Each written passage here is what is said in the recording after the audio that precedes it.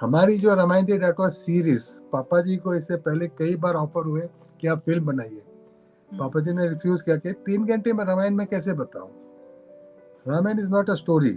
अगर प्रभु श्री राम और लक्ष्मण के बीच में संवाद हो रहा है, भ्राताश्री बोल दिया तो भ्राताश्री नहीं समझेंगे क्या? इतना तो कोई कूल नहीं है, या इतना तो कूल होने पर कोई चैलेंज नहीं आ रहा जो इस भाषा को कोई ना समझ पाए। तो ऐसे कभी उनको देखते हुए, पूजा करते हुए, और उसके बाद अगर मन में वो डायलॉग आए, पीछे घंटी की तरह वो बजे, तो लगता है यार ये क्या है। हनुमान जी कभी ऐसा बोल नहीं सकते।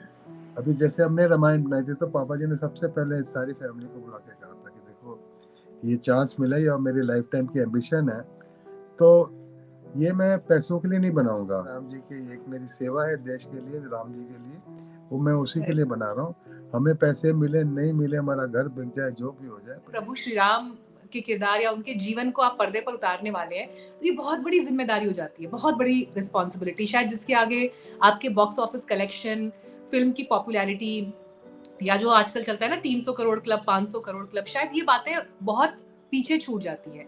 सर, क्या आपको ये लगता है कि एक सुनहरा अवसर था, क्योंकि बड़े लंबे अंतराल के बाद ऐसी एक फिल्म बन रही थी, इतने बड़े बजट के साथ, एक बड़ी स्टार कास्ट के साथ, इतिहास रचा जा सकता था, लेकिन वो इतिहास रचे जाने से चूक गया। तो एक वो देने की बहुत जरूरत होती है, तो इसलिए राम जी का जो आकार रूप था, जो पूजा जाता था, उसकी इमेज हर जगह से कलेक्ट करते, अलग अलग जगह से, साउथ नॉर्थ सब जगह से कलेक्ट करते करते काफी एक बड़ा, इतना बड़ा एक एल्बम बना हुआ था उसका। तो वो जो आए थे ऑडिशन के लोग, कम से कम 200-400 ऑडिशन के लोग आए थे।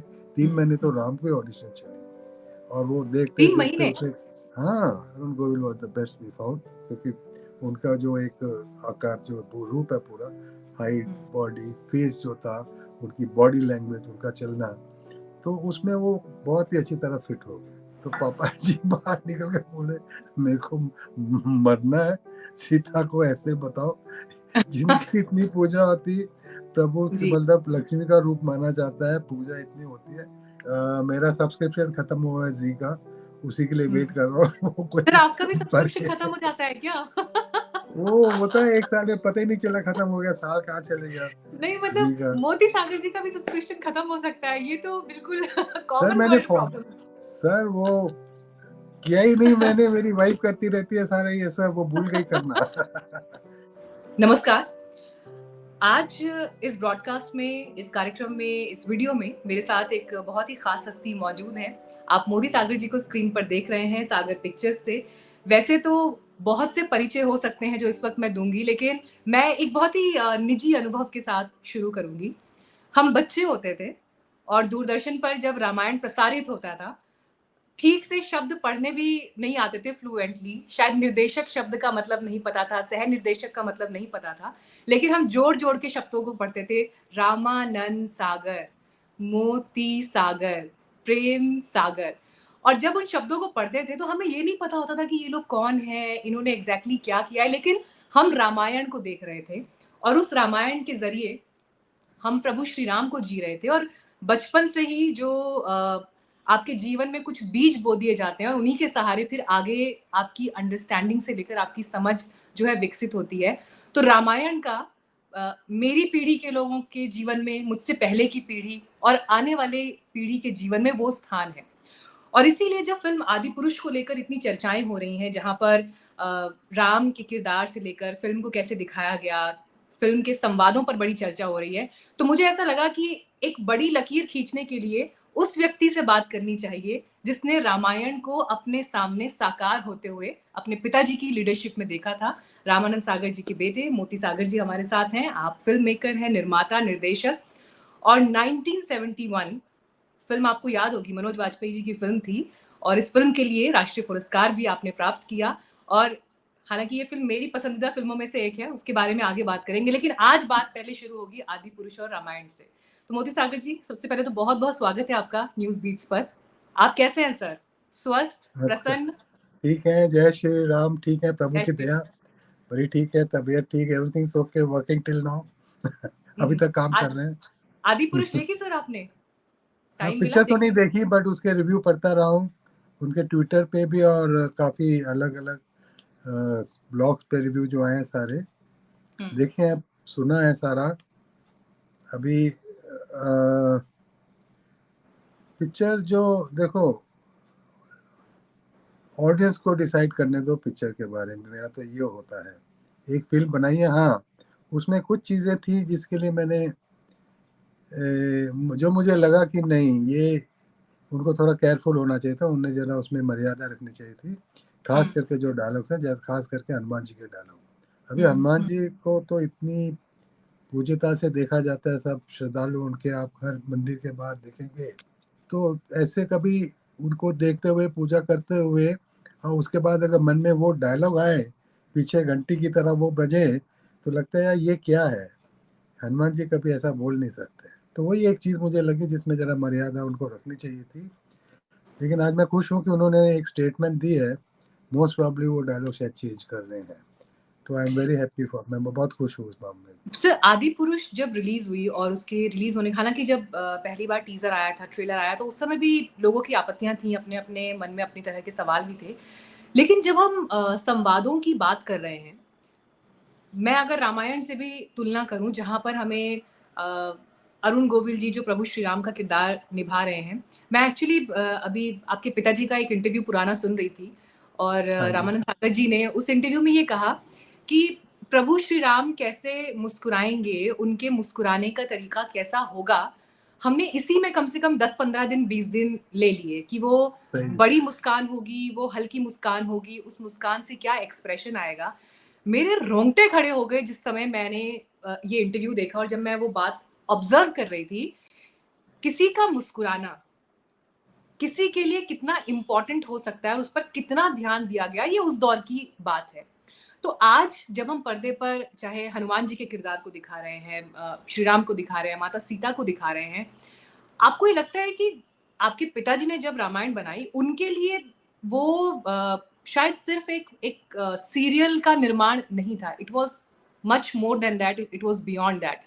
लेकिन शायद आज लोगों ने ये समझने में थोड़ा चूक कर दी या गलती कर दी कि राम आराध्य हैं, जनमानस के, मैं तो कहूंगी डीएनए में, भारत में तो डीएनए में बसते हैं।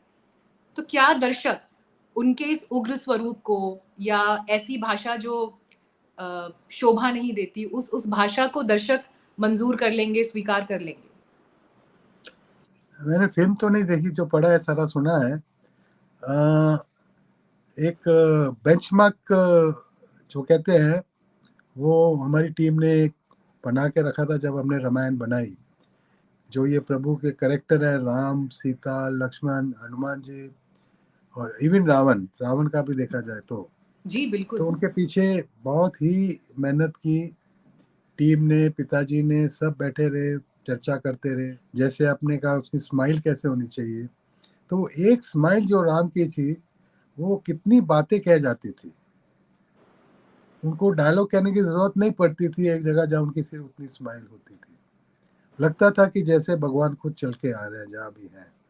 उनका जो मर्यादा पुरुषोत्तम कहते हैं उनको, उनकी एक फीलिंग आ जाती जस्ट विथ वन स्माइल। वो अचीव करना बड़ा बहुत ही मुश्किल था उस वक्त, इसलिए जो पापा जी ने कहा, पिताजी ने कहा कि इतने दिन लग गए हमें कि सिर्फ उसकी एक स्माइल। एंड वो सही बात है। हम सेट पे रहते थे, वेट करते रहते, शायद आज शूटिंग शुरू होगी, शायद कल शूटिंग शुरू होगी।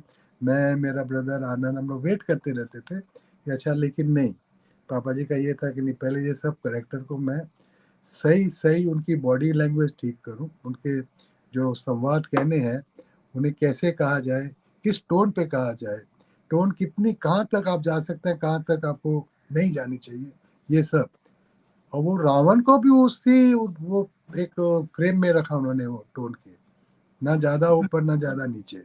बहुत ही कम सीन होंगे जहाँ पे राम भी क्रोधित हुए, जैसे लक्ष्मण के साथ जब उसने पिताश्री के बारे में, अपने पिताश्री के बारे में कहा कि ये जो मैं आपको नहीं जाने दूंगा, ये क्या है, कि ये जो उनके वचन जो निभाने की बात है, मैं नहीं मानता, मैं अभी जाके उनको खत्म कर देता हूँ। तो राम ने उस वक्त एक हाई टोन में जो उनको डांटा और कहा कि नहीं, पिता, हर पिता, अच्छा हो बुरा हो, अल्टीमेटली तुम्हारा पिता है, तो उसकी तुम ऐसी भाषा में उसको यूज नहीं कर सकते, तुम्हारा धर्म है पिता का वो मानना, सारा जो है पुत्र धर्म जिसको कहते हैं हम लोग। रावण को भी उन्होंने कहीं भी ऐसे ऊंचे स्वरों में ऐसे ज्यादा वो सब करने नहीं, जैसे राम के सामने भी जब आए, जो उनकी डायलॉग तो होते थे, उसमें संवाद होते थे, आप देखोगे तो जैसे बड़ा ज्ञानी आदमी जो था, वो ज्ञानी आदमी ही वो बात कर रहा लग रहा था।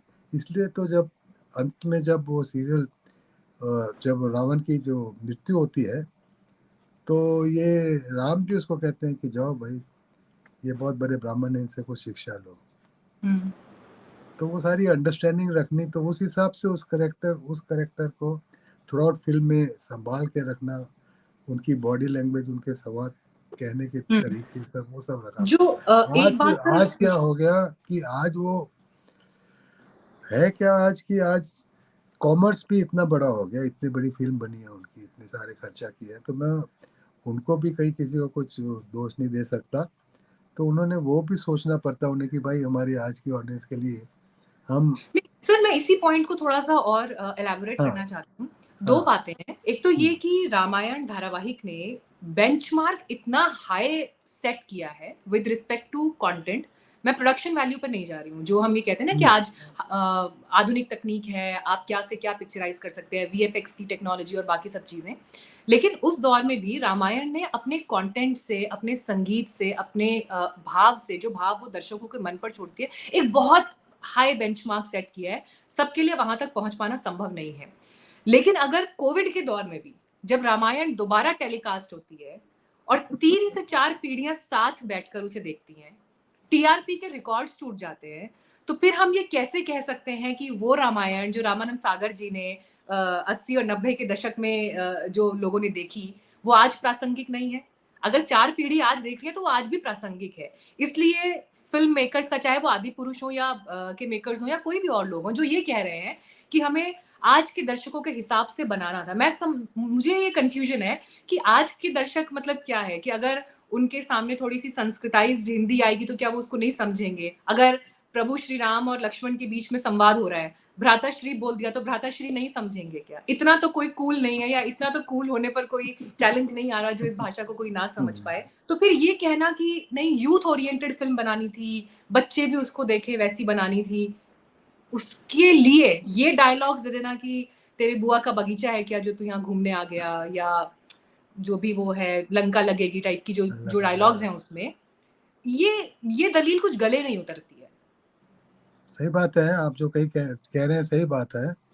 तो क्या होता है कि जब भी जो कोई एक ऐसा प्रोजेक्ट सोचता है बनाने के लिए, तो उसकी एक अपनी थिंकिंग है, उन्हें लगा कि शायद ये थिंकिंग करेक्ट है, पर ये उनका ध्यान कभी वहाँ नहीं जाता कि ये जो हमारी पुरानी रामायण थी, आज लॉकडाउन में भी जितना यूथ था, हर यूथ, हम जितने यूथ को मिले जिन्होंने रामायण नहीं देखी थी, सबने पूरी रामायण देखी है यूथ ने एब्सोल्युटली। इन कोविड के टाइम पे। तो मतलब ये नहीं है कि ये रामायण पुरानी थी, ये नहीं थी, नहीं, रामायण रामायण है। आज रामायण का ग्रंथ पढ़ो तो वो तो वैसे ही होगा, उसमें कुछ चेंज थोड़ी हुआ है, सदियों पुराना ग्रंथ है, तो उसके साथ ज़्यादा छेड़छाड़ तो कोई कर नहीं सकता। उन्होंने इसका एक सिनेमैटिक लिबर्टी लेना जिसको हम कहते हैं, as a film maker you take a cinematic liberty, cinematic liberty के साथ उसको उन्होंने वो जो पर्दे पे जो दिखाया गया है, उसमें पूरी लिबर्टी लेकर कि आज के हिसाब से उन्हें लगा कि ये फिल्म को से स्पीड ऐसे ये सब करेंगे तो शायद ज़्यादा इंटरेस्टिंग हो जाएगा। मैंने देखी नहीं, इसलिए मैं ज़्यादा कमेंट नहीं कर सकता, बट या देखेंगे देखूंगा देखूंगा देखूंगा सब। कोई भी चेंज होने कहे के नहीं बाद देखना, देखेंगे। बट नहीं देखूंगा। एक एक जो भी प्रोडक्शन हाउस होता है, चाहे उसने गलत बनाया सही बनाया, उसके ऊपर मैं चर्चा नहीं कर रहा। कोई भी प्रोडक्शन हाउस होता है जो भी फिल्म बनाता है, उसके पीछे मैडम इतनी मेहनत होती है, इतना जी, वो सब जोश होता है बनाते वक्त। बिल्कुल वो इतना बिल्कुल। आसान नहीं है एक फिल्म, चाहे अच्छी हो बुरी हो, छोटी हो बड़ी हो, बड़ा प्रोडक्शन हो छोटा प्रोडक्शन हो, ये तो बहुत ही बड़ी फिल्म है मैंने।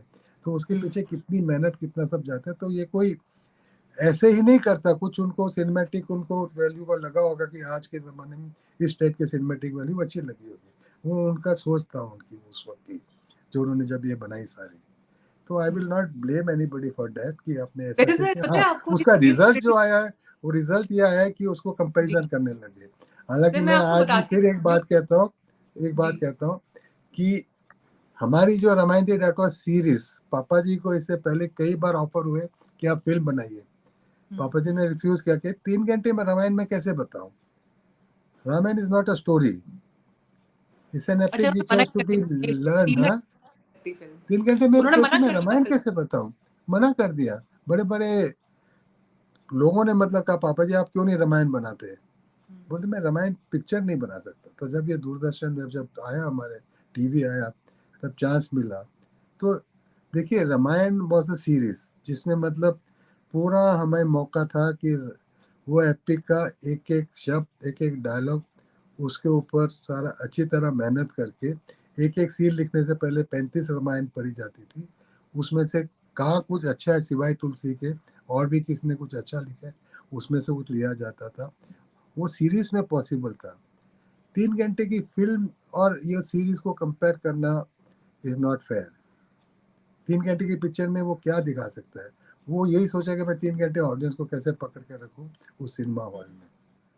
एक सीरीज एक इंटरेस्टिंग अलग बात चीज थी, सर ये अलग है बात थी। कि जो हाँ क्रिटिसिज्म हुआ, उस हाँ क्रिटिसिज्म के बाद लोग, क्योंकि आजकल जैसे लोग विचारधाराओं में बटे हुए दिखाई देते हैं कि ये राइट विंग है, ये लेफ्ट विंग है, ये न्यूट्रल बोलने वाले लोग हैं, लेकिन इन संवादों की या कुछ ऐसे कैरेक्टर्स जहां पर मैच नहीं हो पा रहा है जो भाव उस किरदार का होना चाहिए, तो जो क्रिटिसिज्म आया वो राइट लेफ्ट सेंटर सब जगह से इक्वली आया। तो ये भी एक अपनी तरह की चीज थी कि भगवान राम को लेकर, उनकी उनकी जीवन गाथा को लेकर लोग इतना फील करते हैं कि उन्होंने देरी नहीं लगाई, ये नहीं सोचा कि अच्छा अब हमारी विचारधारा के हिसाब से हमको ये बोलना चाहिए, नहीं बोलना चाहिए। सबने इक्वल लेवल पर आकर जो है वो क्रिटिसिज्म दिया है। लेकिन एक चीज जिसका जिक्र मैं अभी करना चाहती हूँ, हमने प्रभु श्री राम को मर्यादा पुरुषोत्तम के रूप में देखा, पढ़ा और समझा है। हालांकि मैं कोई ऐसे ज्ञानी नहीं हूँ जिस पर मैं इस तरह से कमेंट कर सकती हूँ, लेकिन आप क्योंकि रामायण सीरियल के साथ जुड़े रहे, रामानंद सागर जी के साथ, आपके पिताजी के साथ आपने जिस तरह से काम किया, तो आपकी अंडरस्टैंडिंग एक अलग लेवल की है।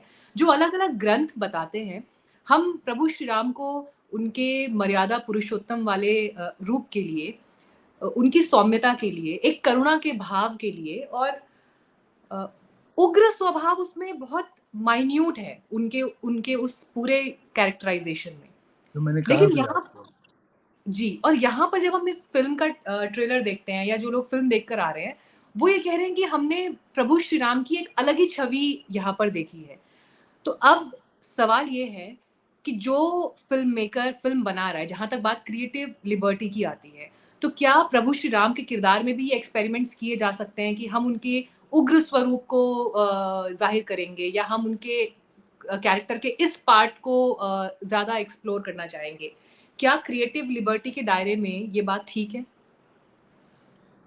क्रिएटिव लिबर्टी को भी एक बंदिश है। हुँ, आप इंडिया में रहते हैं और इंडिया का एक ग्रंथ है रामायण, जैसे महाभारत और रामायण।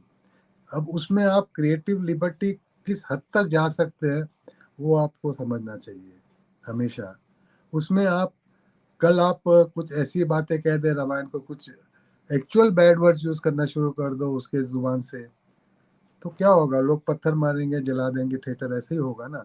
तो वो लिमिट तक तो ऑफकोर्स कोई जाता भी नहीं है, बट अगर कहीं तक गए हैं तो एक आदमी, पिक्चर तो उसने बनाई अपने हिसाब से, जिसने भी बनाई अपना सोच समझ के कि ये सिनेमैटिक, ये बेटर, ये इतना बड़ा वो बनाऊंगे, करूँ वो करूँ। बट ये जो भी है उसकी समझ अच्छी हो बुरी हो, लेकिन बाद में आती है आफ्टर द रिलीज।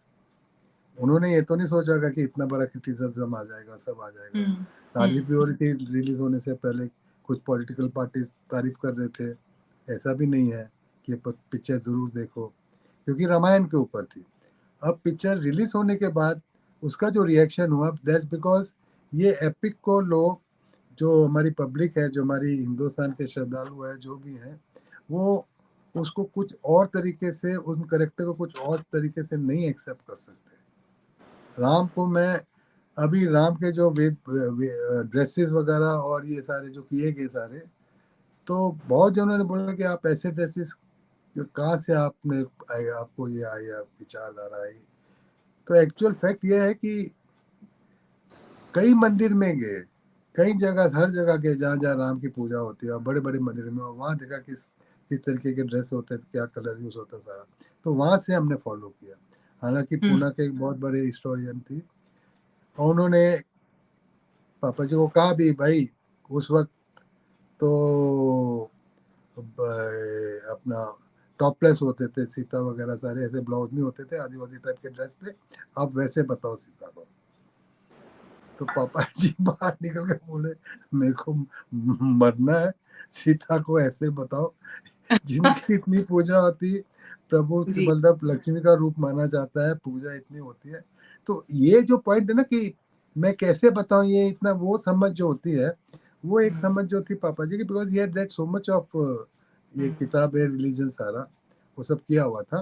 पर क्या होता है कि आज हम इतनी फिल्में देखते हैं, हमें इन्फ्लुएंस हो जाता है और दूसरी फिल्मों से और बड़ी बड़ी फॉरेन की फिल्मों से। अच्छा चलो हम ये भी कर लेते हैं, ये भी कर लेते हैं, पहली बार हिंदुस्तान में इस लेवल की फिल्म बनाएंगे, और वो चाहे इस ग्रंथ पे किया हो, पर उस ग्रंथ को फिर अगर आप उस ग्रंथ को लेते हैं तो उसकी मर्यादा और उसका सब भूल जाना is not something which the audience will accept, and that let the audience answer, वो आंसर सर, आपने करें। बड़ी ये प्यारी सी बात बताई कि कैसे जब आपको राम, सीता, लक्ष्मण उनके उनके आउटफिट्स डिज़ाइन करने थे तो किस-किस तरह की रिसर्च और कन्वर्सेशंस हुए। थोड़ा-सा मैं इस चीज़ को और एक्सप्लोर करना चाहती हूँ। जब जब रामायण का निर्माण हो रहा था, तो कौन-सा किरदार कैसा दिखेगा? उसकी शक्ल, सूरत और उसका मेकअप, अपीयरेंस कैसा होगा? और बोलने का तरीका कैसा होगा? मतलब आवाज़ का टोन कितना हाई होगा? कितना ठहराव के साथ बात करनी होगी? इसके बारे में थोड़ा-सा बताइए कि ये उस दौर में आप लोगों ने कैसे इसको प्लान किया था? देखिए एक इमेज तो है अपना, हमको फोटोग्राफ में भी मिलती हैं, जहाँ मंदिर में जाते हैं हर जगह या तो उनकी तस्वीरें लगी होती हैं या तो उनकी मूर्तियां हैं, एक फेस की इमेज है, हुँ, एक मतलब उनको एक आकार रूप तो दिया हुआ है, आज से नहीं, सदियों से एक आकार रूप है उनका, जो कि आप प्रभु को निराकार रूप में भी पूजा कर लीजिए, लेकिन एक जो जनरल ऑडियंस के लिए उनको इतनी जल्दी उसमें वहाँ तक जाना डिफिकल्ट होता है। इसलिए हमारे जो वेदास वगैरह है सब में इसमें कहा कि दोनों रूप सही हैं, आकार निराकार। तो निराकार रूप जो है वो अलग है, आकार रूप भी दिए इसीलिए दिया कि हर कोई एक इमेज को देख के वो, आज अगर मैं हूँ या आप है, ये आपकी एक बॉडी है, मेरी पहचान कहाँ है, this face I will recognise, आपका फेस रिकॉग्नाइज करूँ, ये मीनाक्षी जी है, हुँ, ये मोती सागर है, वो पापा जी थे मिस्टर रामनाथ सागर, ये है, एक आकार रूप है। चाहे वो हम कहते हैं आत्मा, आत्मा की तो कोई आकार रूप नहीं, कुछ नहीं है, कोई वो है ही नहीं। तो एक वो देने की बहुत जरूरत होती है, तो इसलिए राम जी का जो आकार रूप था, जो पूजा जाता था, उसकी इमेज हर जगह से कलेक्ट करते, अलग अलग जगह से, साउथ नॉर्थ सब जगह से कलेक्ट करते करते काफी एक बड़ा, इतना बड़ा एक एल्बम बना हुआ था उसका। तो वो जो आए थे ऑडिशन के लोग, कम से कम 200-400 ऑडिशन के लोग आए थे, 3 महीने तो राम की ऑडिशन चली, और वो देखते 3 देखते महीने? उसे, हाँ वॉव! राम की ऑडिशन देवर, पहले लास्ट में मतलब करीब आठ आठ राम डिसाइड है, फिर दो रह गए थे लास्ट में। तो दो में से फिर Arun Govil was the best we found, क्योंकि उनका जो एक आकार, जो रूप है पूरा, हाइट, हुँ, बॉडी, फेस जो था, उनकी बॉडी लैंग्वेज, उनका चलना, तो उसमें वो बहुत ही अच्छी तरह फिट हो गए। Things were followed that time, हमने जो जिनको मतलब जिस हिसाब से वो जो सच वो चुना, इनको मतलब जैसे सिलेक्ट किया गया, इस हिसाब से किया गया। रावण के लिए जैसे, रावण के लिए चाहिए था एक, वो रावण की जो इमेजेस बनी हुई है, जैसे वो उठा के जा रहा है लंका में, भाग रहे हैं सारे, तो एक अरविंद त्रिवेदी का फेस थोड़ा हार्ड टाइप था, बॉडी हैवी थी, सब था। अब वो गुजरात स्टेज का जो one of the top actor था, हुँ, गुजराती फिल्मों का वन ऑफ द टॉप, वहाँ पे मतलब वो काइंड जी। Of known as Dilip Kumar of Gujarati films, वो इतना स्ट्रॉन्ग एक्टर था। तो वो जब उसने परफॉर्मेंस किया वहाँ, बॉडी वॉडी के साथ सारा किया, तो नो कोई ओवर ओवर एक्टिंग नहीं थी, कोई कुछ नहीं थी, हालांकि स्टेज का था, तो ही वॉज परफेक्ट इस हिसाब से। और हनुमान जी के लिए जो चाहिए था figure, दाराजी was always Hanuman ji के भक्त थे, तो फर्स्ट चॉइस। बड़ी बड़ी श्रद्धा उनके आंखों में, इससे वो लगता था कि ये जी। इतने बड़े वो राम जी के लिए जो वो भक्त बनेंगे, तो उनसे बेटर तो कोई नजर नहीं है, कि उनकी आंखों में वो नजर आती थी वो।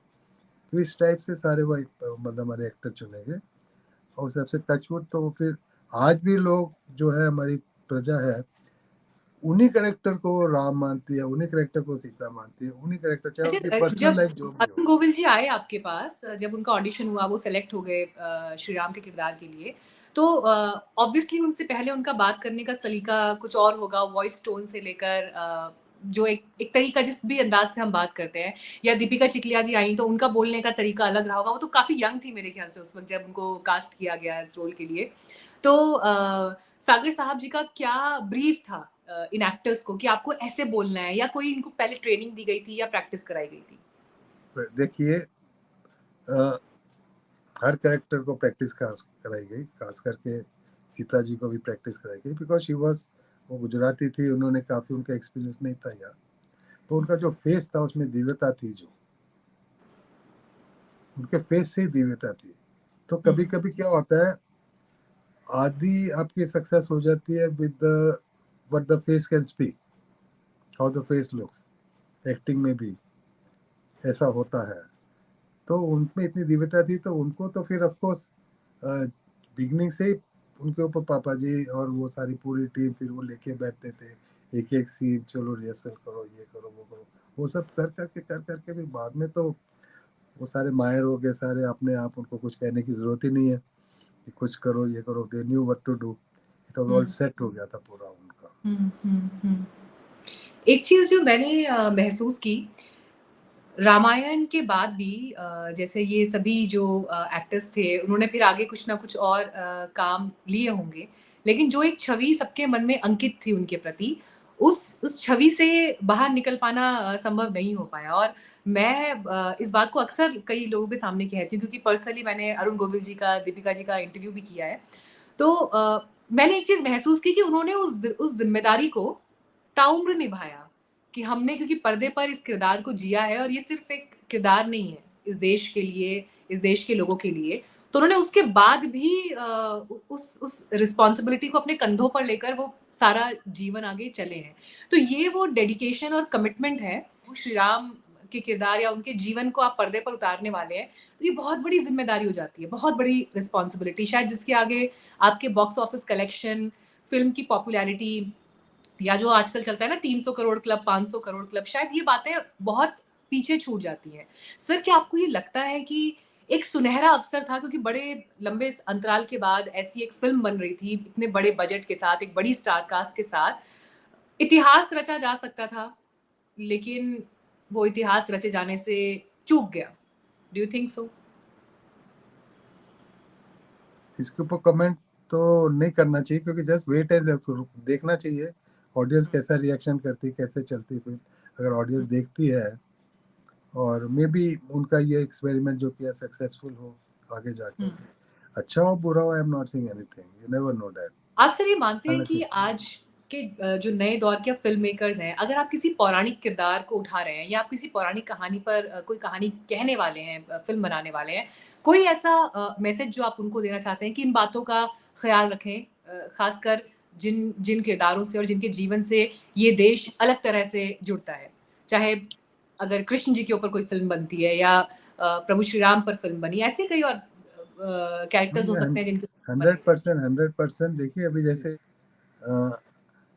पृथ्वीराज चौहान पे जब पिक्चर बने, हम्म तो you you can not fool with that character, उनके साथ आप कुछ ऐसा वैसा नहीं कर सकते। उनकी पूरी हिस्ट्री सब जानते हैं, हम्म उसमें केयरफुल रहना ही पड़ेगा आपको। कृष्ण पे करो तो कृष्ण के साथ जो है आपको, उनका कैरेक्टर टोटली अलग था, ठीक है, उस हिसाब से आपको चलना होगा, उस हिसाब से करना होगा। हाँ, ये आप साइड कैरेक्टर जो डालते हैं उसमें आप कुछ लिबर्टी ले लो, वो अलग, जैसे मंथरा है उसके कुछ डायलॉग ऐसे हो जाए, चुटकुले, हम्म ऐसे कुछ हम्म साइड कैरेक्टर होते हैं, वो सही बात है, उसमें आप कर लो। बट जो मेन आपके जो, जिन्हें पूजा जाता है और जिनकी काफ़ी वो हिस्ट्री सारी जानते हैं, जैसे शिवाजी महाराज हो गए, आप उन कैरेक्टर के साथ थोड़ी कुछ ऐसा कर सकोगे कुछ जो हम्म लोग वो भड़क जाएंगे उसके ऊपर, तो एकदम। तो हिस्टोरिकल जो मेन हमारे कैरेक्टर्स हैं और जो हमारे प्रभु हैं जिनकी आज भी पूजा की जाती है, शिव भगवान हो गए, विष्णु जी हो गए, राम कृष्ण हनुमान जी हो गए, देवियां हैं हमारी सारी, तो उनके साथ you cannot fool around with those characters. तो उस कैरेक्टर्स को आपको मर्यादा में, उनके कैरेक्टर की मर्यादा जो आज तक वो आस्था जो है हमारे श्रद्धालुओं की, उसके बियॉन्ड आपको जाना नहीं चाहिए। It's not good. Box office का कलेक्शन जो है वो सफलता का एक पैमाना हो सकता है, लेकिन कहानी कैसे कही गई है, उस कहानी ने लोगों को कैसे छुआ है, ये फिर एक अलग पैरामीटर है जिस पर आप किसी फिल्म या सही किसी भी बात है। कंटेंट को जज कर सकते हैं। हाँ लेकिन हाँ। एक फिल्म मेकर होने के नाते आज के दौर में सर आपको लगता है कि फिल्म बनाना अपने आप में बहुत कठिन काम हो गया है, क्योंकि आप जिस कहानी को जिस नजरिए से देख रहे हैं, खासकर सोशल मीडिया का जमाना जहां पर ऐसे मतलब तुरंत रिएक्शंस आते हैं और इतनी तेजी से रिएक्शंस आते हैं कि लिटरली मतलब आप अपने अपने पैरों के नीचे से जमीन कब खिसक जाए वो पता नहीं चलता। तो एक फिल्म मेकर होने के नाते लगता है कि तलवार की धार पर चलने जैसा वक्त है आज का। सही बात है। आजकल तो रिएक्शन जो आते हैं, फिल्म जो देख रहे होते हैं थिएटर में, 1 घंटे के बाद एक रिएक्शन आ जाता है, यहाँ तक ये था, यहाँ तक ये था। हर 10-10 मिनट में अपना रिएक्शन बेचते रहते हैं। यार इसके बाद ये था, ऐसा था, ठीक था, नहीं था। एंड तक फिर एंड के कमेंट होते हैं। तो आज मतलब एक तो film banana itself is become is not an easy job. पहले भी नहीं था, आज भी नहीं था। और बड़ी फिल्म बनाना तो और भी मतलब इसमें बहुत ही मेहनत। देखने के लिए पर्दे में देखते हैं हम वहाँ तो बहुत इजी चीज लगती है, बट इट्स लाइक 24/7 आपको एक बड़े फैक्ट्री की तरह एक होता है ना, आदमी इतनी मेहनत में उतने पसीनों में सब होके सारा काम करता है। इजी काम नहीं है ये काम करना। हाँ, बॉक्स ऑफिस की बात करते हैं अभी, जैसे कई बार होता है, जैसे इन्होंने भी सोचा है कि हम अलग फिल्म बनाते हैं, बड़ी फिल्म बनाते हैं, मे बी बॉक्स ऑफिस को ध्यान में नहीं रखते हुए बनाई होगी, क्योंकि इन्होंने इतना खर्च किया। इतना जब खर्च करते हैं तो नेचुरली फिर वो जब इतनी बड़ी फिल्म बनाते हैं तो बॉक्स ऑफिस को ध्यान में नहीं रखते हुए कहीं किया होगा इतनी बड़ी की इतना, वरना फिर वो कंट्रोल करके खर्च करते हैं अगर बॉक्स ऑफिस से सिर्फ ध्यान कर रखे हैं। अभी जैसे हमने रामायण बनाई थी तो पापा जी ने सबसे पहले सारी फैमिली को बुला के कहा था कि देखो ये चांस मिला है और मेरी लाइफ टाइम की एम्बिशन है, तो ये मैं पैसों के लिए नहीं बनाऊंगा। याद रखो ये मेरी एम्बिशन है, ये मैंने बनाना ही है राम जी की, एक मेरी सेवा है देश के लिए, राम जी के लिए, वो मैं उसी के लिए बना रहा हूँ। हमें पैसे मिले नहीं मिले, हमारा घर बिक जाए, जो भी हो जाए, पर ये मैं बना, जो भी घर से हमारे ज्वाइन करना चाहते हैं, हमें ऑफकोर्स ज्वाइंट फैमिली थी, सब काम साथ में हो रहे थे, सब ने ज्वाइन किया। तो वो एक श्रद्धा थी उसमें, वो तो एक तो हर फिल्म में भी जब जब इतना कन्विंस हो जाते हैं मेकर्स ना, तो उसमें they don't only think box office. That is true, that is only true. Box office के लिए बनाओ तो जैसे कोई बढ़िया फिल्म बनाते हैं उसकी फिल्म कभी सक्सेसफुल नहीं जाएगी। सही बात है, सही याद बात रखो। तो है। इस नवर never made only for box office, इतनी कन्विक्शन के साथ जब पिक्चर बनाते हैं, हाँ कन्विक्शन आपकी गलत हो सकती है, वो एक अलग बात है। तो it's not made only for box office. हाँ अच्छी चल जाए। रामायण हमने कभी सोचा भी नहीं था, वी हैड नेवर थॉट कि जो उसको मतलब हमें जो इतना आज दुनिया में कहीं भी जाता हूँ तो ये रामायण वाले वैसे याद करते। इतनी फिल्में हमारे पीछे हैं, बड़ी बड़ी फिल्में हैं, धर्मेंद्र की, राजेंद्र कुमार की, चरस, बगावत, आरजू की, जी कोई उसे जी याद नहीं करता, ये तो रामायण वाले हैं सिर्फ ये याद करते। जी जी ऐसी जी। बात हो गई है। इनफैक्ट अब आपकी ये बात सुन के मुझे एक और बड़ी प्यारी सी बात याद आई, क्योंकि मैं रामानंद सागर जी के पुराने इंटरव्यूज देख रही थी। तो एक इंटरव्यू में उन्होंने ये भी कहा कि हमने जब रामायण बनाई और जब ये हुआ कि अब रामायण समाप्ति की ओर बढ़ रही है, तो सीरियल खत्म हो गया और लोगों में बड़ी नाराजगी इस बात को लेकर कि नहीं आपने अभी लव कुश का जो किरदार है और उनका जीवन का जो हिस्सा है वो नहीं दिखाया, तो आप इसको अभी इस तरह से समाप्त मत करिए, उस पोर्शन तक जाइए। तो उन्होंने कहा कि नहीं ये तो जो ग्रंथों में भी रामायण है वो यहीं तक है, और उत्तर रामायण फिर एक अलग बात है, लेकिन ये तो यहीं समाप्त होगी। लेकिन फिर उन्होंने अपने इंटरव्यू में बताया कि कैसे लोगों में तो नाराजगी थी, लेकिन भारत की संसद तक में इस बात की चर्चा हो गई, और जब इस तरह से लोगों के रिएक्शन आने शुरू हुए तो फिर हमने ये तय किया कि अब हम लव कुश का जीवन और उनकी जर्नी के लिए उत्तर रामायण जो है वो फिर उसके बाद बनाई गई। तो ये मतलब एक फिल्म मेकर, एक कंटेंट क्रिएटर की नजर से जब मैं इस चीज को देखती हूँ, कितना माइन्यूटली उन्होंने इतना फाइन बैलेंस बनाया कि जो ग्रंथों में लिखा है हम वैसा ही करेंगे, क्योंकि वो एक ओरिजिनल आपके पास आपके हाथ में जो काम है वो है, लेकिन एट द सेम टाइम आपका दर्शक आपसे जो एक्सपेक्ट कर रहा है, तो इन दोनों के बीच का एक सामंजस्य बिठाना और वो इतने फाइन बैलेंस के साथ उस पर आगे बढ़ना, ये तो मतलब मुझे पर्सनली लगा कि ये बहुत बहुत डिवाइन चीज है। ये ऐसे ही किसी के भीतर नहीं आ सकती। सही बात कही आपने, क्योंकि उनका कभी मन नहीं था लव कुश बनाने का। हम्म। बैठे भी थे जब वो इतना सारी चर्चा हो गई, हर जगह हो गई, रामायण हमने प्रॉपरली अंत कर दिया था उसका, जो लास्ट के सीन में पूरे राम जी। राज पे आके पूरे हम सब आगे, लास्ट गाने में हम सब आगे थे, पापा जी हम सब ने एक एक लाइन गाई थी, लाइक एंड करने के लिए ना उसे। तो वैसा ही गान टोटली एंड कर दिया था रामायण को आपने। फिर जब ये आया और वो काफी कुछ वो आया, तो पापा जी का बिल्कुल मन नहीं था कि ये उत्तर रामायण बनाया जाए, बिकॉज उनको जस्टिफाई करना और ऑडियंस उस जस्टिफिकेशन को एक्सेप्ट करे कि ये मर्यादा पुरुषोत्तम में कैरेक्टर कैसे अपनी पत्नी को अपना भेज दे बाहर। तो that was something very difficult to do, but then जब इतना वो चारों तरफ से ये हुआ कि नहीं, प्रेशर पड़ा कि नहीं बनानी चाहिए और आपको, तब फिर उन्होंने ये प्रोजेक्ट अपने आप में लिया और बड़ी केयरफुल उसकी राइटिंग करनी पड़ी उनको। फिर लिखा उन्होंने, वो सारा किया, टचवुड वो भी अच्छी चली, वो भी हिट हो गई साथ में। वो तो राम जी की मेहरबानी थी कि मतलब उनकी मेहर, देखो उनकी मेहर के बगैर, प्रभु की मेहर के बगैर कुछ होता नहीं है। उनकी इच्छा साथ में होती होती है, ये मानने वाली बात है, हर कोई नहीं मानता ये, बट डेफिनेटली ऐसी चीज़ें लाइफ में, पापा जी की लाइफ में भी और हम भी देखते हैं कि काफ़ी चीज़ें ऐसी होती हैं जो समझ लो तय होती हैं। जैसे एक बड़ा मैंने सब जानते तो नहीं ये बात, लेकिन जब पिताजी लाहौर में थे, उन्होंने MA in Urdu and Persian literature किया था, फर्स्ट क्लास पास थे और राइटर बनना शुरू कर दिया। तो उनकी राइटिंग, उनकी फिर शॉर्ट फिल्म्स और ये होनी शुरू हो गई थी। Then became an sub editor first for Daily Milap Urdu का पेपर, और फिर एड भी बने थे उसके। तो उस वक्त उनको टीबी हो गई थी, और उस वक्त टीबी का कोई इलाज नहीं होता था, पेनिसिलिन नहीं आई थी अभी तक। तो हमारे ग्रैंडफादर जो थे कश्मीर से थे, पापा जी वाज बॉर्न इन कश्मीर। तो कश्मीर में फिर उनको ले गए, तो टंग मग के नीचे एक टीबी सैनिटोरियम था, वहाँ रखा। तो वहाँ then they were only waiting for death, क्योंकि वो उन्होंने एक जो अपना diary of a TB patient लिखा, वो जो बेचते रहे, तो वो जब वो बाहर निकल के आए थे तो it had become so popular, he was already a literary top writer.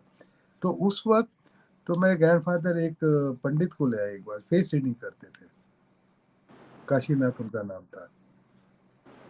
पापा जी ने सब बातें सुनाई है हमने। काशीनाथ को हम तो बचपन में, फिर वो हमारे बॉम्बे में भी आए थे, उनको देखा था। उन्होंने कहा कि उसने कहा कि ये, अरे दीनानाथ, ग्रैंडफादर का नाम दीनानाथ, ये तेरा रामानंद जो लड़का है, ये तो बहुत बड़ा आदमी बनेगा।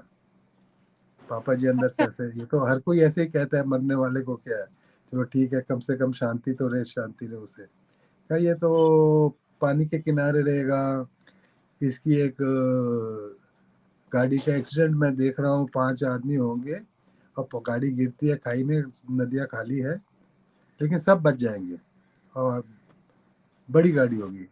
तो पापा जी ने पूछा किसकी गाड़ी होगी, बोले आपकी गाड़ी होगी।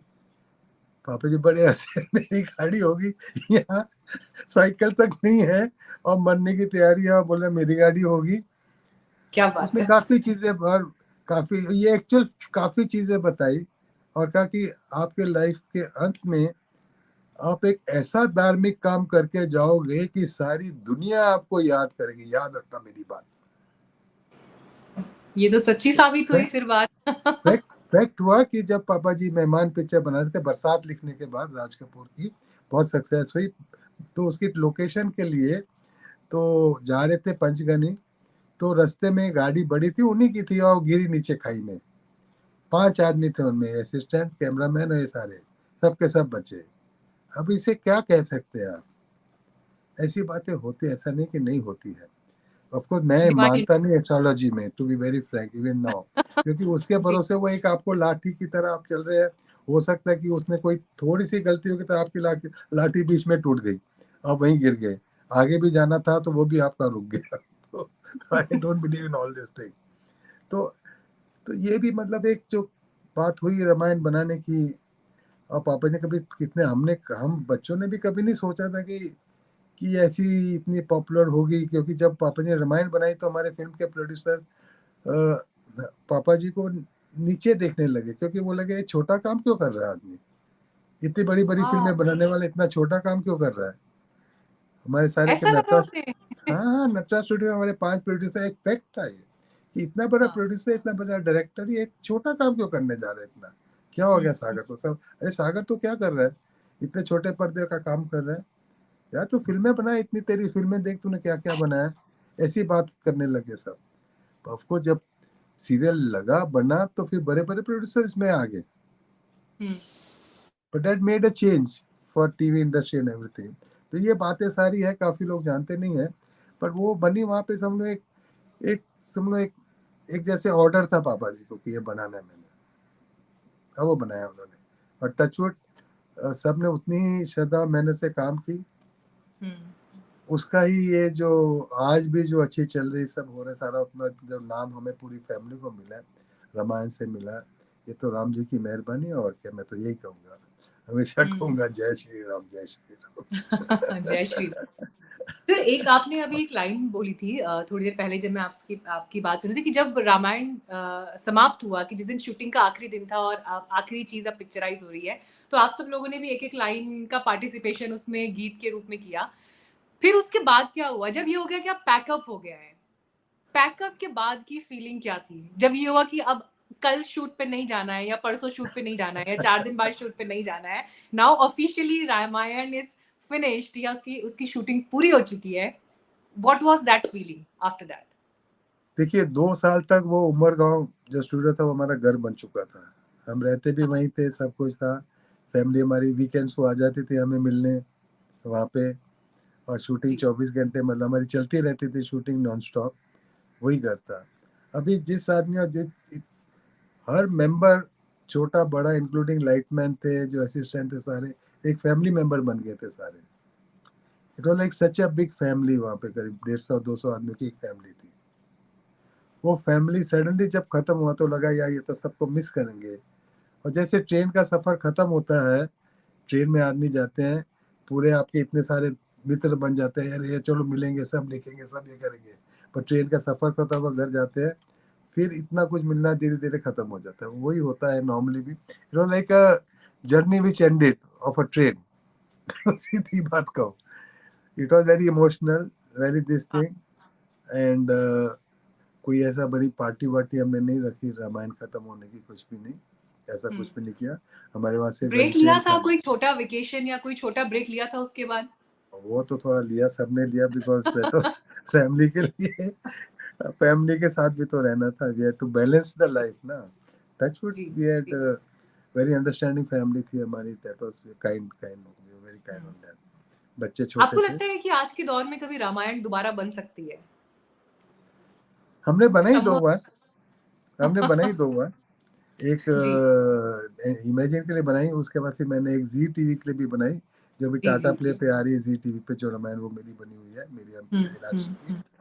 मीनाक्षी मेरी डॉटर जो है, उसकी जी। बनी हुई है, वो अभी ओह, चल वी रही है share the shooting. Common name. हाँ तो वो चल रही है अभी। बट क्या होता है, ये रामायण बनाने के लिए यू नीड फुल फ्रीडम। आप वैसे रामायण, एक तो आज टाइम नहीं मिलता आपको उतनी मेहनत करने के लिए, एक 37 मिनट्स के एपिसोड के लिए 3 यूनिट्स वर वर्किंग, 3 यूनिट काम करते थे, और 7 दिन के लिए रोज उसको परफेक्ट, उसको एक फिल्म परफेक्शन तक लाने के लिए, उसको वहां तक लाने के लिए, उसके जो स्पेशल इफेक्ट उस वक्त थे, बहुत ही मुश्किल काम होता था। मतलब मैं दादा दादी में कर चुका था तो एक्सपीरियंस था उसका। तो एक एरो के शॉट के लिए एरो की एक प्लेट ली, फिर वो उस प्लेट के ऊपर दूसरी प्लेट लगेगी, फिर वो प्लेट बन के फिर उसके अंदर कुछ और इफेक्ट लगेगा, फिर वो प्लेट बन के फिर उस पर इफेक्ट, तो मतलब एक 3 सेकंड के या 2 सेकंड के शॉट के लिए आपको 4 बार शूट करना पड़ता था। वो वॉर में वो, उस वक्त कोई ऐसी सुविधा तो थी नहीं, एक मैजिक बॉक्स आता था, हेलो हेलो हाँ, एक जी मैजिक सर। बॉक्स आता था एक, तो उसके अंदर ही वो इसी लाइव क्रोमा करना पड़ता था हमें, वो एक एक लाइव क्रोमा के लिए एक एक लाइटिंग को टाइम लगता था, एक एक शॉट को आधा 1 घंटा लग जाता था। तो उस हिसाब से हमने काम करके वो सारा इमेजिनेशन करके अपने वो सारा शूट किया। तो वैसे काम अभी उतना वक्त मिले और कोई उतनी मेहनत करे, और जो पापा जी की राइटिंग है वैसी राइटिंग पे पीछे जो इतनी मेहनत की गई, वो आज डिफिकल्ट है उसको करना। बिकॉज पापा जी ऐसा हमेशा कहते थे कि TV is a media of writer dialogues, क्योंकि सब चीज़ तो क्लोज में आती है जी 90%, तो उसी का इम्प्रेशन होना चाहिए। तो वो डायलॉग जो सवाल थे वहाँ के, और वो जो लिखना आज इतना, वो संभव मतलब थोड़ा उसके पीछे इतनी नहीं। मेहनत की गई, बहुत ही मेहनत की गई है बनाने में। तो आप जैसे वो सर एक, घर पर होते हैं, कंटेंट वगैरह देखते हैं आप देखते हाँ हैं जी, कंटेंट वगैरह देखते हैं आप, जैसे ओटीटी पर और बाकी जगहों पर? सब सब देखते हैं, पूरे नेटफ्लिक्स पूरा देख लिया इन था जब वो पूरा कोविड देख था, लिया? कोई शो नहीं अच्छा। छोड़ा हमने। अभी भी सारे नए शो जो आते देखते हैं, कुछ तो इन दिनों बहुत ही इन इंटरेस्टिंग दिनों कोई होते हैं, ऐसी कुछ ऐसी ठीक है। फ़िल्म जो आपको लगता है बड़ी पाथ ब्रेकिंग फ़िल्म थी और बहुत शानदार तरीके से बनाई गई हो, जो हाल-फिलहाल में पिछले 6-8 महीनों में, 1 साल में अच्छी लगी हो आपको? हाँ, अभी इंस्टेंटली तो याद नहीं रहेगा, पर काफ़ी फ़िल्में अच्छी लगी। नाइट कॉमेडी हुँ, जो पिक्चर थी अच्छी लगी। लाइट कॉमेडी पसंद आई हाँ, अच्छी आपको? लगी, तो जो अच्छी जो ओटीटी के हिसाब से जो बनाएगी। मिमी हाँ, एक पिक्चर आई थी, हाँ। मिमी देखी आपने? जी, कृति सेनन की फ़िल्म है, पंकज त्रिपाठी हाँ? जी भी हैं उसमें। हाँ, पंकज वो जो त्रिपाठी जी और कृति पंकज सेनन है। त्रिपाठी की जो पिक्चर थी, तो जी। वो पिक्चर बहुत very well made. Not subject ऐसा लिया था कि अलग टाइप का सब्जेक्ट था, but hmm, it was very good. Nice. ऐसी काफ़ी पिक्चर जो आई हैं, कुछ आई हैं, एक 2-4 बहुत अच्छे प्रोग्राम थे, उनके पहले जो आए थे। एक वो संगीत के ऊपर था जिसमें नसीरुद्दीन शाह भी था, 8 ही एपिसोड बंदिश थे उसके। बैंडिट बंदिश हाँ, बैंडिट। वो वो तो दस आई मुझे थिंक बहुत पसंद आया, बहुत शानदार। One of the best content on the OTT which came उस वक़्त। हुँ, बहुत ही हुँ। अच्छा बनाया था उन्होंने वो। ऐसे मतलब भी काफ़ी कंटेंट हैं जो अच्छे हैं, और कुछ ऐसे कंटेंट हैं फिर वो इतने इंटरेस्ट नहीं करते, क्योंकि नॉर्मली सारा ही देखता हूँ मैं, ओटीटी हाँ। के सारे शोज़ देखता हूँ नॉर्मली, नए मुझे आते हैं मालूम खास नहीं वैसे करके। कि आप सोशल मीडिया पर कितना एक्टिव रहते हैं, लेकिन जो हिंदी सिनेमा है या मैं कहूँ इंडस्ट्री है, बॉलीवुड है, बड़ा हीट में रहती है आजकल। जिस तरह की फ़िल्में बन रही हैं या लोग, स्पेशली अगर मैं स्पेसिफ़ाई भी करूँ एक टाइमलाइन, तो सुशांत सिंह राजपूत की मौत के बाद से बॉलीवुड को लेकर जो आम लोग हैं, उनके रिएक्शंस बड़े स्ट्रॉन्ग आने लगे कि इंडस्ट्री में क्या हो रहा है? क्या नए टैलेंट को पनपने की जगह नहीं मिल पा रही है? क्या इंडस्ट्री में गैंग्स काम करते हैं कि ये ग्रुप है, वो ग्रुप है, ग्रुपिज़्म आई मीन, ये सब चीज़ें। और जिनको प्रमोट करने वाले लोग मिल जाते हैं, गॉडफ़ादर्स मिल जाते हैं, वो चल जाते हैं, नहीं तो नेपोटिज़्म, ये वो बहुत सारे ऐसे विषय जिसमें बॉलीवुड पूरा घिरा हुआ लोगों की चर्चाओं के बीच दिखाई देता है। आपको लगता है कि इंडस्ट्री के लिए ये टफ टाइम है, बहुत ज़्यादा चैलेंजिंग टाइम है? देखिए, इट ये कोई नई बात नहीं है। इट हैज़ उस ऑलवेज़ बीन वक़्त भी लाइक दिस? सारे अपने-अपने जो होते थे, अपने-अपने एक आर्टिस्ट अपने हो जाते थे, एक प्रोडक्शन हुँ, हाउस के। जैसे हमने धर्मेंद्र के साथ काम, पहले राजेंद्र कुमार के साथ काम किया, 3-4 पिक्चरें उनके साथ बनी। तो वो एक हमारे, समझ लो हमारे हमारे कैंप के हो गए। हमने हुँ, पिक्चर बनानी है तो उनके साथ बनाएँगे। हमने धर्मेंद्र जी के साथ काम किया, वो हमारे कैंप के हो गए। तो दूसरे आर्टिस्टों के अपने-अपने कैंप होते थे हर मेकर के। अच्छा। जैसे मनमोहन देसाई के अपना कैंप था जहाँ पे वो अमिताभ बच्चन आके काम करते थे, उनकी सारी पिक्चर। तो वो उस वक़्त भी ऐसे कैंप होते थे। पर वो कैंप हुँ, में ये नहीं होता कि दूसरों को, किसी और को कोई चांस नहीं मिल सकता। आज अगर आप देखो तो फ़िल्में में नई एक्टर, नए लोग तो आते हैं ना, ऐसा नहीं है। और वो नॉट नेसेसरी कि सिर्फ़ करण जौहर की फ़िल्म हो या यश, वो आते रहते हैं, ऐसा नहीं है। जिनको मैटर ऑफ चांस है इसमें, देखो फ़िल्म इंडस्ट्री में 2 चीज़ें चाहिए आपको। सही बात तो ये है कि you need talent and you need luck. आज से नहीं, बिगिनिंग से ये है। हुँ, टैलेंट एंड लक। आपकी अच्छी फ़िल्म बनी हुई किस वक़्त लगती है, उस वक़्त पता चलता है कि उस आर्टिस्ट की 4 फ़िल्में फ्लॉप हुई हैं, तो आपकी पिक्चर पे इफ़ेक्ट हो जाता है। चाहे जितनी भी अच्छी फ़िल्म बनी हो। हुँ, हुँ, हुँ, आपकी बुरी फ़िल्म बनी हो लेकिन कॉमेडी जॉनर बहुत सालों से नहीं आया और एक अच्छी कॉमेडी थोड़ी बहुत उसमें आ गई, तो आपकी पिक्चर चल जाती है। तो इस हुँ, टैलेंट एंड लक साथ-साथ में चलता है आपका। और ये तो वन, आप अप आपकी इतनी कैपेसिटी नहीं है, तो आप ये फिल्म इंडस्ट्री में आए नहीं। पेशेंस एंड कैपेसिटी चाहिए। आप ये सोच के बैठ जाओ पीछे कि नहीं ये तो कैंप है, मुझे क्या होगा, ये नहीं। ठीक है, कैंप है, अगर आप अच्छे हैं आपको भी बुलाया जाएगा। आप कैंप तो उस वक्त परफॉर्म भी थे। हाँ, कैंप तो उस वक्त भी मतलब थे। आप वो चुनौती को स्वीकार करने के मकसद से जो है वहां पर आए। इसके मैं अलावा आए, वो उनके इंडस्ट्री राइट में है, सर जिस तरह की जी उनके राइट है, उनके पास आर्टिस्ट है अपने हैं जो उनके लिए काम करते हैं, बिकॉज उनके पीछे वो जो बैकग्राउंड है उनका सक्सेस है पूरा, इसलिए जाते हैं, वरना सक्सेस नहीं होता, सारी फ्लॉप फिल्में होती। तो आपको लगता है कि उनके पास कोई जाता है ऐसे काम मांगने? नहीं जाता है ना। सर इन दिनों जो फिल्में बन रही हैं हम ये देख रहे हैं कि अगर मैं उसको राइट विंग ओरिएंटेड फिल्म्स बोलूं, मतलब फॉर एग्जांपल आई, केरला स्टोरी आई, अब कश्मीर उसके बाद files.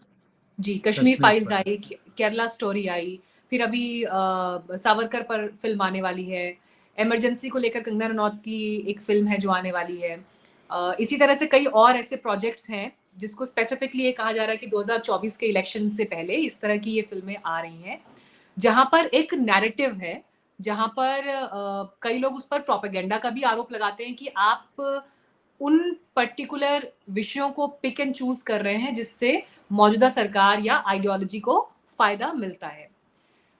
As a person from industry, as a film maker, as a director, आप जब इस पूरी बहस को देखते हैं, आपको क्या लगता है कि अभी कुछ अलग हो रहा है, या इस तरह के दौर या फिल्मों में इस तरह की कहानियों को पिक एंड चूज करना पहले भी रहा है? देखिए, अभी आज आज के ज़माने में कनेक्ट हो जाता है कि क्योंकि इलेक्शन आ रही, इस टाइप की फिल्में बनानी है, कुछ हद तक सही भी हो सकता है। ठीक है, ये सावरकर, वीर सावरकर फिल्म पहले भी बनी थी, आज से कई साल पहले, और बहुत अच्छी बनी थी, वेद राय ने डायरेक्ट की थी और पिक्चर चली भी थी अच्छी। उस कैरेक्टर को किसने एक्सप्लॉइट ही नहीं किया था, अच्छी तरह एक्सप्लॉइट किया, चली वो अच्छी पिक्चर चली वो। तो इस हिसाब से अभी आज जो ज़माने में सर्टन टॉपिक्स, यस, जैसे आज हम इमरजेंसी पकड़ते हैं, उसको अगर हम बहुत ही नेगेटिव दिखाते हैं और पॉलिटिसाइज करना शुरू कर देते हैं तो उसका फिर मकसद अलग हो जाता है।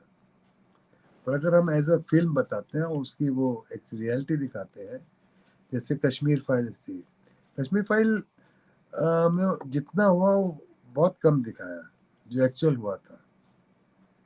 ओके। मेरी ग्रैंड मदर और उनके वो मेरे अंकल वहीं पे थे, वहीं रहते थे, वजीरबाग में घर था, मैं भी समर में जाते थे, मैं ग्रैंडफादर विंटर में यहाँ आ जाते थे हमारे घर पे सागर विला, हम समर में जाते थे। तो जब ये हुआ तो रातों रात वो लोग आए कह कह के कि कल तुम लोग घर छोड़ के भाग रहे तो तुम्हारा घर कल जला देंगे, सबको जला देंगे।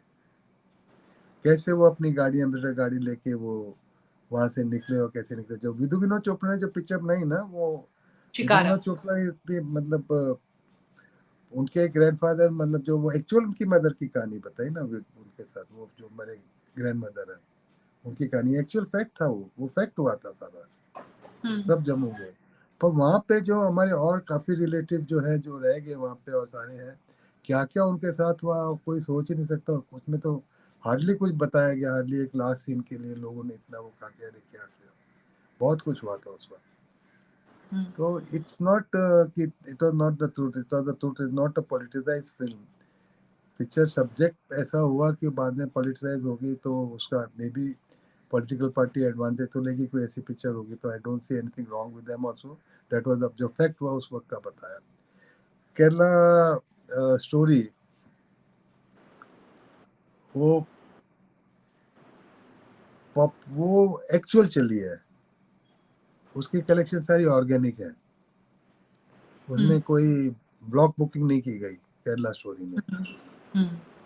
कोई भी ऑडियंस नहीं, कोई ब्लॉक बुकिंग नहीं थी। ब्लॉक बुकिंग मतलब होता है कि चलो इतने शोज उसने खरीद लिए, इतने खरीद लिए, इतने खरीद, तो जैसे वो जहाँ पे वो पॉलिटिसाइज लोग होते हैं चलो करते हैं, इट वाज एक्चुअल कलेक्शन है। तो दैट मतलब the audience have actually seen that movie, तो उसमें कहाँ पॉलिटिक्स आ गई फिर आपको? तो वो पिक्चर को आई वुड नॉट से पॉलिटिसाइज है कुछ है। अभी कई कई लोग, कई अभी मोदी के ऊपर किसने पिक्चर बनाई थी उनकी, तो वो तो बिल्कुल नहीं चली, तो फिर व्हाट डू यू से? मतलब आप ये कह कैसे? रहे हैं कि जनता पसंद करेगी तो फिल्म चलेगी, वरना हर फिल्म का लेकिन अपना एक नसीब है। और ये पिक्चर जेन्युइन चल रही है, केरला स्टोरी भी, कश्मीर फाइल भी चल रही है, अच्छी चली। उसमें ब्लॉक बुकिंग करके उनकी कलेक्शन बहुत हाई हो गई थी, बट केरला स्टोरी तो not a single show was block book, वो पिकनिक से ऑर्गेनिक पूरी कलेक्शन है उसकी। टचवुड पिक्चर बनी होगी इतनी अच्छी तो इसलिए वो चली, नहीं तो नहीं चलती। एज हाँ ए फिल्म वो मेकर आपने कभी सरकार का कोई दबाव महसूस किया किसी तरह का कंटेंट बनाने में, फिल्म बनाने में? जो एक बहस चलती है कि आजकल विचारों को अभिव्यक्त करने की आज़ादी नहीं है, एक कंट्रोल सा रहता है। आप किस तरफ खड़े हैं, इस पर हमेशा आपको जज किया जाएगा। आपका अनुभव क्या कहता है सर इस पर? हमारी फैमिली की एक पॉलिसी थी कि पॉलिटिक्स में नहीं जाना। हालांकि जब रामायण के बाद पापा जी को भी ऑफर हुआ था आप प्लीज एमपी बन जाइए, जी। तो पापा के मैं पॉलिटिक्स नहीं ज्वाइन करूंगा, इस Raj Kapoor also never join politics. तो एक उस वक्त हमारी इंडस्ट्री में एक वो था कि पॉलिटिक्स नहीं ज्वाइन करो, हुँ, वो अलग है, हमारी इंडस्ट्री अलग है अभी। लेकिन इमरजेंसी के वक्त जब इमरजेंसी आई तो हमारी पिक्चर चरस आ रही थी, धर्मेंद्र वाली। हालांकि चरस सिर्फ टाइटल चरस था, वो उसमें स्मगलिंग के ऊपर था। तो उस वक्त जब इमरजेंसी, तो हमें अर्जेंटली वो पिक्चर कंप्लीट करनी पड़ी, क्योंकि नहीं तो उसमें काफ़ी ऑब्जेक्शन आ जाती कि आप ये नहीं दिख सकते, वो नहीं दिखा सकते। तो उसमें फाइट सीक्वेंस सारे थे, तो फाइट सीक्वेंस को कहा कितनी कुछ 20 सेकंड से ज़्यादा या 1.5 मिनट से ज़्यादा पूरी पिक्चर में नहीं होनी चाहिए। एक पूरी पिक्चर एक्शन, अब इसको कैसे मैनेज किया, क्या किया, वो तो अलग बात है, टेक्निक थी हमारी, वो किया। तो ऐसे थोड़ी बहुत चीज़ें हुई। ललकार पिक्चर जब बन रही थी तो ललकार पिक्चर पापा जी का आइडिया था कि वो अपना कश्मीर में जो एक इंसिडेंट था जो जीती थी हमारी वो मिलिट्री, तो उसके ऊपर ऑब्जेक्शन आती कि प्लीज़ आप इसको नहीं दिखाइए। तो फिर उसका पूरा स्टोरी चेंज करनी पड़ी और उसको बर्मा वॉर में ले गए, वो टाइम सेकेंड वर्ल्ड वॉर के टाइम ले गए वो पिक्चर। तो वैसे थोड़ी बहुत चीज़ें हुई, but normally we have avoided all that type of things. 71 में जो बनाया हमने, अभी 71 में भी हमने बोल्डली कहा ना कि 54 प्रिजनर्स वहाँ पे थे और उनकी गवर्नमेंट बोलती रही कि कोई नहीं, उन्होंने 600 छोड़े, हमने 90,000 छोड़े, और हमारी गवर्नमेंट ने नहीं माना कि उनका हमारा कोई भी प्रिजनर है वहाँ पे। पूरी पिक्चर ही वही थी। और एक्चुअली जो उनके खत थे वो थे, एंड में हमने उन आदमियों के नाम दिए हैं जी। टाइटल में सारे वो। हाँ, मैंने देखी है तो सर फिल्म। हाँ, तो रियल इंसिडेंट थे सारे, तो वी टुक एन, मतलब पीयूष मिश्रा थे हमारे साथ, तो बोल्ड स्टेप लेके वो ऐसी पिक्चर बनाई। गवर्नमेंट ऑब्जेक्ट कर सकती थी उसके ऊपर भी, it was anti this thing ना। गवर्नमेंट एक बात कह रही है, हम नहीं मान रहे, उसको हमने पिक्चर बनाई इसके ऊपर रियलिटी दिखाने के लिए। अच्छा, 1971 सर अपने आप में एक बहुत अलग तरह की फ़िल्म है, इसलिए क्योंकि मैंने तो काफ़ी पहले देखी थी वो फ़िल्म। उस समय बल्कि ये ओटीटी का दौर भी शुरू नहीं हुआ था, एंड बाय द वे क्योंकि मैं थिएटर में जाकर तो नहीं देख पाए थे, तो मैंने उसकी अलग से सीडी मँगवाई थी, बिकॉज़ मुझे सिनेमा का शौक है।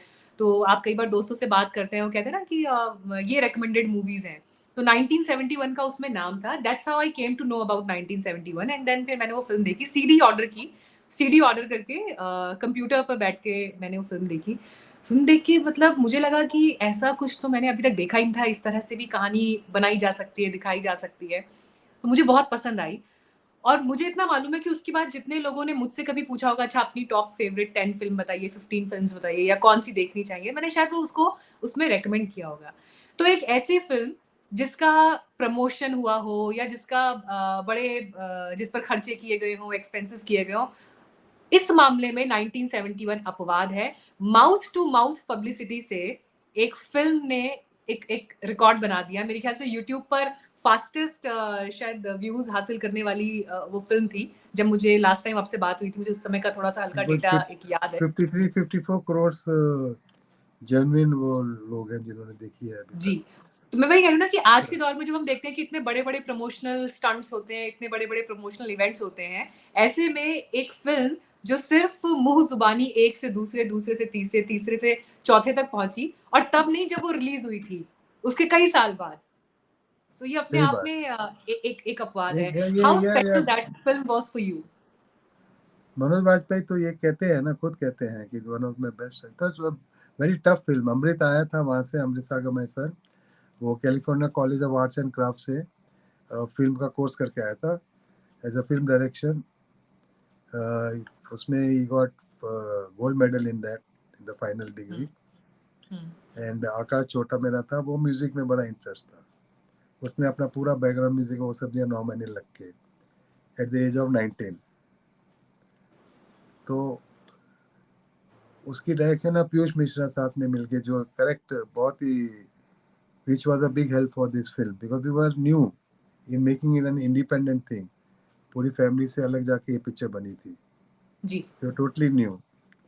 तो पीयूष मिश्रा के साथ बहुत हेल्प थी, सारे एक्टर्स वैक्टर्स सारे वो सब ट्रेन करना, सब करना, सब अमृत ऑल्सो एंड ऑफ कोर्स।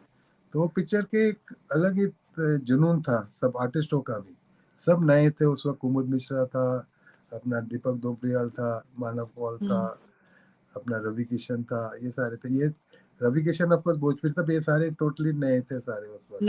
आज बड़े बड़े एक्टर बन गए सारे वो उस वक्त। तो पूरा जुनून था सब में। My God, you should imagine, हम मनाली में शूट करते थे, ऐसा जोश कभी फिल्म मेकिंग में हमने देखा नहीं। इतनी फिल्मों में मेरे कनेक्शन रहे, सब जगह मैं जाता रहा हूँ, बट ऐसा जुनून देखा नहीं। मनोज में भी ऐसा जुनून था, my God.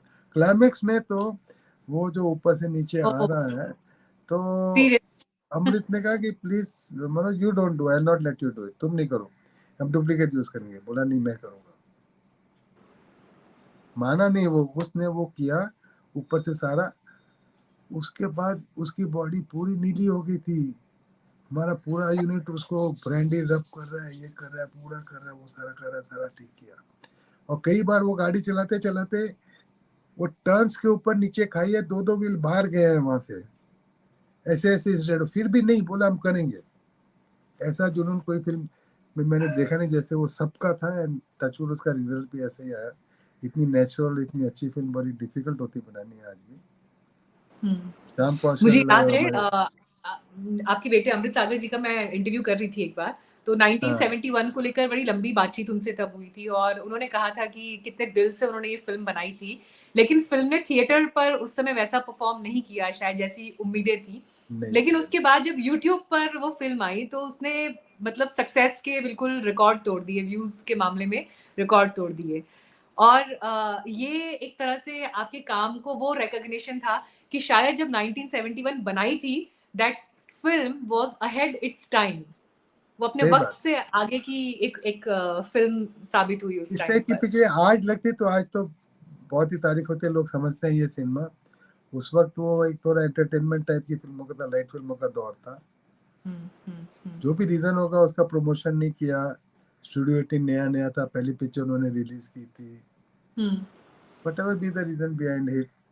But then as a father आपको लगा कि Amrit Sagar has outdone not only himself but अभी तक जिस तरह का content Sagar production, Sagar pictures के अंदर बनता आ रहा था, एक बिल्कुल नई तरह की कहानी और एक नए तरह के एक्सपेरिमेंट को किया? स्टोरी तो मैंने लिखी हुई थी, ये स्टोरी तो मेरी ही थी। तो ये एज अ प्रोड्यूसर या मैंने जब देखा, मैंने सब लिया, मैंने कहा Amrit go ahead, I had full confidence. तो मेरे बच्चों में पूरा कॉन्फिडेंस था दोनों में। उसके बैकग्राउंड म्यूजिक की भी आकाश की जो तारीफ हुई है, वो tackle like a foreign film की तरह बैकग्राउंड म्यूजिक था इसका।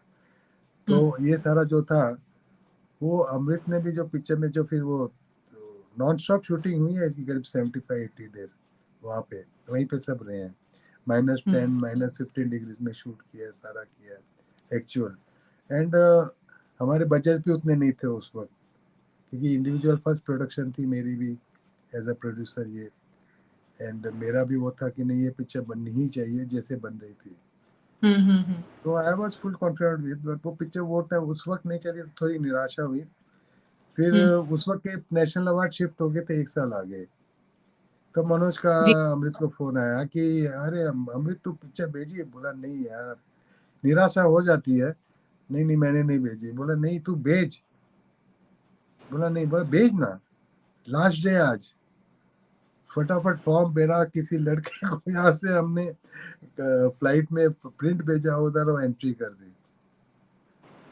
सडनली एक दिन शाम को न्यूज आया अमृत का, अरे तू टीवी देख रहा है? हमने बोला नहीं, हमने कुछ सोचा नहीं था। बड़ी बड़ी तारे जमीन पर, चक दे इंडिया, सारी पिक्चर आई थी। हमने बड़े बड़े प्रोड्यूसर है, कहा हमारी पिक्चर को कुछ ऐसे मिल सकता है। तो फोन आया, मैं अरे यार तो देख तेरी picture is one the award और बेस्ट हिंदी फिल्म और साउंड भी जीता है, वी गॉट अ शॉट। तो हम लोग सब गए, हम लोग को तो अमृता मेरे को 1-1 लाख का चेक दिया और वो सर्टिफिकेट जो देते वो भी दिया हमको उस वक्त। So that was a big thing for us. So that gave us satisfaction कि ठीक है हमने अच्छी पिक्चर बनाई, चलो ठीक है, उस वक्त नहीं चली तो ठीक है।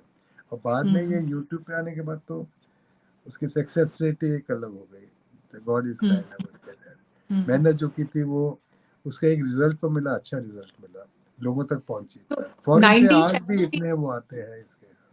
हाँ, 1971 में मनोज वाजपेयी ने जो किरदार निभाया और जिस तरह से पूरा उनका परफॉर्मेंस था, वहां से लेकर आज जब साल 2023 में हम बात कर रहे हैं, कैसे देखते हैं आप मनोज वाजपेयी के इस सफर को? क्योंकि अभी रिसेंटली उनकी फिल्म आई है ना, एक बंदा ही काफी है। आई डोंट नो हाँ, आपने अभी देखी या नहीं, तो उसकी भी वो बड़ी नहीं देखी, चर्चा है। बाकी सब देखी है मैंने, अभी देखनी है। मेरा सब्सक्रिप्शन खत्म हुआ है जी का, उसी के लिए वेट कर रहा हूँ। वो सर कोई आपका भी भर सब्सक्रिप्शन के खत्म हो जाता है क्या?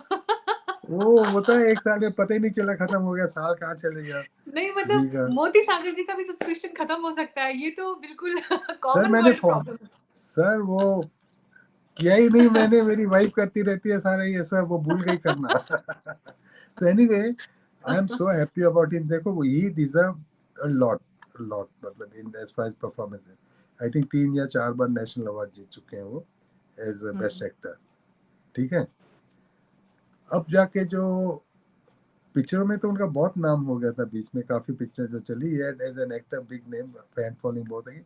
ओटीटी में उनको जो एक प्लेटफॉर्म दिया, ही एंड वो त्रिपाठी जो है, कौन त्रिपाठी है ना, पंकज क्या त्रिपाठी नाम, जी। हाँ पंकज, ये दो पंकज को, त्रिपाठी। पंकज त्रिपाठी, ये दोनों को तो वो ओटीटी के they are like the kings today, top level पे है, उनका काम इतना अच्छा है और ये चुनते भी अच्छी सब्जेक्ट है। मनोज सिलेक्टिव है बहुत, सारे सिलेक्टिव रहते हैं। फैमिली मैन 1 किया, फिर फैमिली मैन 2 किया, कितनी देर के बाद किया, जब उसे पसंद आया सारा किया। Touchwood, he is very selective and is doing very good job. I wish him all the best. कहाँ से कहाँ पहुंचा वो अपनी मेहनत से पहुंचा, अपनी टैलेंट से पहुंचता है। Extremely talented, one of the most talented person we have today, both of them I would say. उसका एक अपना जॉनर है, इसका एक अपना जॉनर है जी। आज के दौर में सर अभी जिस तरह का कंटेंट बन रहा है, हम लोग क्योंकि अपने न्यूज़ की दुनिया में अक्सर कहते हैं कि content is the king. Content में दम होगा, रिपोर्ट में दम होगा तो वो अपने लिए अपने आप बोलेगी। आज नहीं तो कल बोलेगी, दर्शक अपने आप जुड़ते चले जाएंगे। हाल फिलहाल में कोई ऐसा कंटेंट है आपकी नज़रों में जो जिसे देख के आपको लगा होगा कि मतलब ये तो कुछ अलग ही लेवल है, बहुत शानदार काम हुआ या बहुत शानदार बनाया गया, या किसी एक्टर का ऐसा परफॉर्मेंस जो आप काफ़ी हाई रेट करते हैं?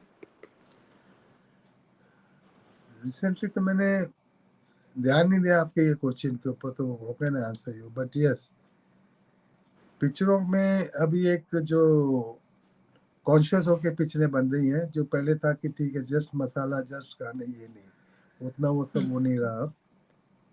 अब एक कंटेंट में बहुत ही मेहनत हो रही है। हाँ, ये है कि कुछ फॉलो कर सकते छोटे हैं शहरों की आदमी। कहानियाँ निकल कर आ रही हैं। हाँ, छोटे शहरों की कहानियाँ निकल कर आ रही हैं, बहुत ओटीटी में तो वो सब आ रहे हैं जो पहले कोई देखता भी नहीं रियलिस्टिक था। सिनेमा। सारे वो कैरेक्टर्स आजकल सब आ गए हैं, पॉपुलर हैं। देन कुछ ऐसी चीजें हैं जैसे आश्रम आया, उनकी कहानी जो थी प्रकाश झा ने बनाया, अच्छा, बहुत अच्छा बना वो। पहले के एपिसोड आपने देखे होंगे जी, आश्रम। जी, जी, जी। हाँ, दोनों सीज़न देखे, हाँ। हाँ, तो ये मतलब अभी ऐसे कंटेंट आने शुरू हो गए। ये आ गया एक वो जो स्कैम स्कैम 90 थी था, जो हर्षद मेहता का जो था, जी, जी, बहुत जी। बहुत खूबसूरत बना था वो भी। डिफरेंट टाइप हुँ, का सब्जेक्ट था, टोटली अलग था, बहुत अच्छा हुँ, बना। ऐसे सब्जेक्ट जो बनने शुरू हो गए आजकल because of OTT and the acceptance of the audience, audience accept करना शुरू कर गया ऐसे सब हुँ, सब्जेक्ट। हुँ, हुँ। उनको सिर्फ वही चलिए, मुझे गाना बड़ा अच्छा बजा। लगा ये सोचकर कि आप आज का जो कंटेंट बन रहा है, उस पर भी बड़ी बारीक नज़र रखते हैं कि कौन क्या काम कर रहा है, कैसे कर रहा है, किस तरह की कहानियाँ जो हैं वो कही जा रही हैं। लेकिन सर मकसद भी यही था आज आपसे बात करने का कि कहते हैं ना कि एक पारखी की नज़र से आज के दौर को समझना, पिछले दौर में क्या प्रासंगिक है जिसको हमें कैरी फॉरवर्ड करना है, वो बातचीत हो। तो एक लंबी बातचीत हुई, लेकिन आई एम श्योर कि जितने दर्शकों ने आज आपको सुना होगा, वो सिर्फ़ जो सतही बहस सोशल मीडिया पर चलती हैं, वहाँ तक सीमित नहीं रहेंगे, बल्कि एक बिग पिक्चर को, बड़ी पिक्चर को और बड़े मैसेज को समझने का प्रयास करेंगे और वो मैसेज शायद कन्वे भी किया होगा। बहुत धन्यवाद sir, thank you so much आज अपना इतना समय देने के लिए और इतनी प्यारी बातचीत करने के लिए, जिससे एज अ जर्नलिस्ट मैंने भी आपसे बहुत कुछ सीखा है। So I am thankful to you. Yeah, thank you, Meenakshi ji. Lovely. It was nice talking to you after a long time. एक अनुभवी व्यक्ति से, मतलब इंसान 5-10 किताबें पढ़ ले, उससे अच्छा एक अनुभवी व्यक्ति से बात कर ले, वो सबसे बड़ी शिक्षा होती है। सो हमारी आई टेक इट। एक्सपीरियंस वहां से जब एडिटिंग हम वो उसके ऊपर करते थे मूवी वाला पे, आज हम लेकिन जी। हम अपने आप को चेंज करते करते यहाँ तक आए, अभी भी कंटेंट बना रहे हैं, इसलिए भी अप टू डेट अपने आप को रखते हैं। That's what God is like. चलो जी, तो बहुत ख्याल जय श्री रखिएगा सर राम अपना। जी, जय श्री जय राम। श्री राम। जय Shri Ram. And nice talking to you. जी sir, pleasure in my sir, thank you.